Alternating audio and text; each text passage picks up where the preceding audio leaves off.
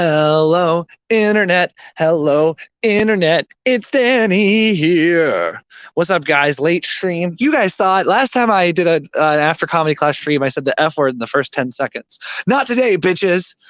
I just finished class 1 of stand up 2.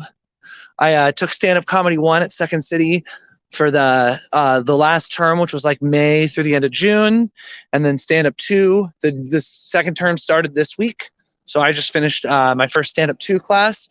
The teacher's a badass. She is seems like a really good teacher.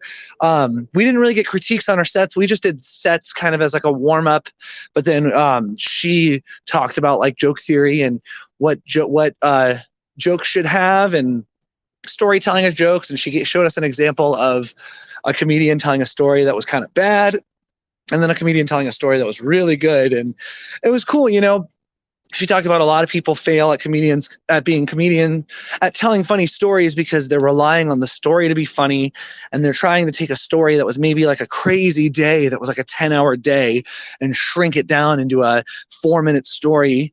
And we watched this comedy clip where this guy did a 4-minute story about an awkward encounter at a Starbucks. And she pointed out how he took this 30-second weird encounter and made 4 minutes of jokes out of it. And I think there's a cool like life lesson right there of like, I could think about that with music, like write a theme and then stretch that theme out to the length of a song.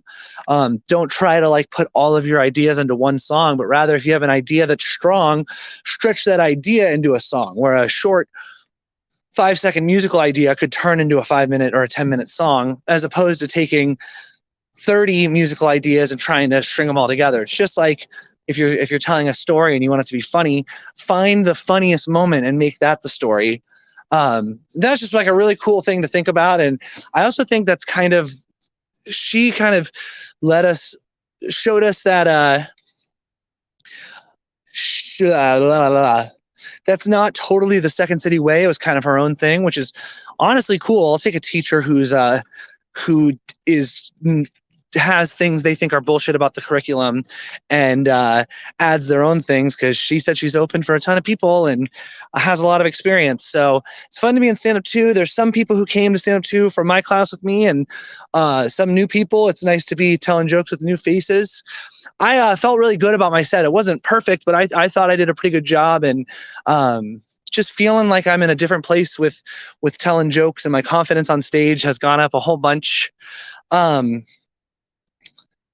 Yeah. Also, I'll share on here, because this is a place to be vulnerable. My coach and we had a coaching session today, and we decided that moving forward on my coaching, we're going to focus on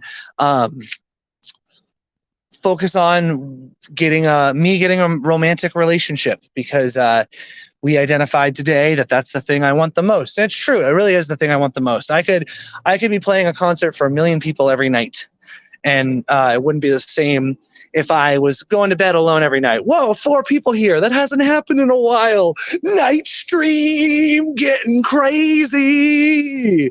But yes, and just by making that declaration in my coaching today that I'm going to focus on finding love, or focus on looking inward to see where I am blocking myself from finding love. Not that I need to fix anything about myself, because I'm not broken. I'm a full human, but just looking inward at what really, honestly answering the question, what is it I'm looking for in a woman I want to marry?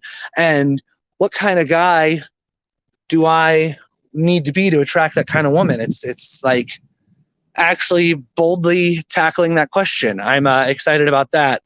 And yeah, excited about how stand-up 2 went, and she's going to be really encouraging to us to go to open mics and stuff. So it's great to have a new crew of people who are under the gun to go perform comedy, to have people to go with. I need to find like a music gig that's at noon, so I can go play music in the afternoon and then go do comedy at night. But yeah, definitely excited about this journey. It's really fun. It's fun to be a lifelong learner. There's like a lesson for today. It's like, I'm 31 years old. Like, not that that's that old, but that's like, a lot of people stop trying to learn by the time they're 31. A lot of people stop really investing in learning new skills, maybe even after college or whatever. And I think that you have a whole lifetime to learn skills, to to work on crafts, to do new things, and working on this comedy skill. I guess I've been like interested in comedy for a long time, but really working on getting the skill together. She also told us something cool because one of my buddies in class, Chris, he was like talking about how he struggles. He always, when he comes into class, he wants to write word for word everything he's gonna say. And she was like, Chris, you're funny.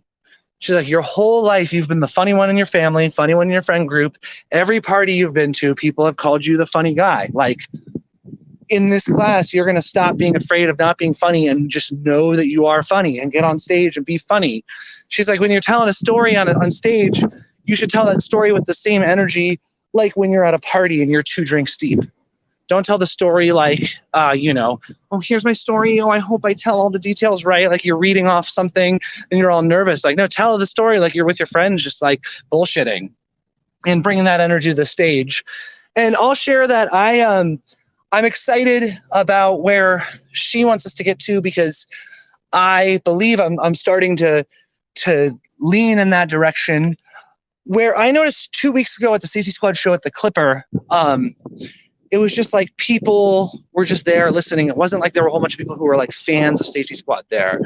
And I noticed that when we did my crazy songs like Race Car Bed and Egg Boy and My Jacket Don't Fit and stuff, a year ago, I would have been nervous that they were too crazy, that it was inappropriate for the room, that people weren't going to like it, X, Y, Z. But when I was there 2 weeks ago, I went in with like a fuck it, I'm just going to go and do these songs because I think these songs are awesome and I don't care if people like them or not. And then people ended up really liking them. It's that same energy I think needs to come forward with telling jokes on a stage, where it's like, just tell the jokes, like it doesn't matter. And the jokes are going to land better if you don't care if they're funny or not. It's just like with music, where if you're a musician, you will relate to this. When you're trying to sound good, it's pretty much guaranteed you sound bad. When you're like up on stage, like showing off, wanting to sound good, it almost doesn't work. But when you're just like, here's the music in my heart, I'm just going to play the music that comes to me, it connects with people. It sounds good. And I think it's the same thing with comedy. When you're trying to be funny, trying to get laughs, it doesn't work. But when you're just saying saying the jokes, you get laughs. So, yeah, that's my evening stream for the day. I think I'm going to head on over to Easy Does It because Evan's playing. We have a long day tomorrow. We're in the studio 10 to 6, so I don't want to be out too late, but I do want to see Evan and just show my face on the scene. Yeah, there's more I could talk about, but I'll wrap it up there. It's already almost 8 minutes, which Susan Bauer is fuming about. So very cool. Love you guys. Life is good. God is good. Have a great night. Bye.